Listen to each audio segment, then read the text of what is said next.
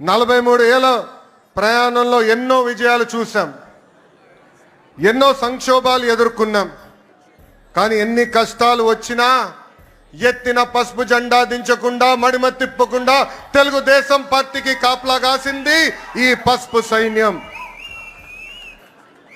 ప్రత్యర్థులు మీద పడిన, మీసాలు మిలేసి తొడగొట్టిన అంజిరెడ్డి తాతనే మన ధైర్యం.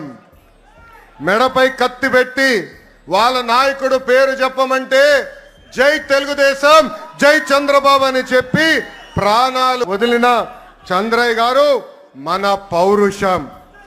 కత్తులతో దాడి చేసిన, రక్తం కారుతున్న, ఎన్నికలు అయ్యే వరకు పోలింగ్ బూత్ లో కూర్చుని చివరి ఓట్ పడే వరకు అండగా నిలబడిన మంజుల గారే మన దమ్ము.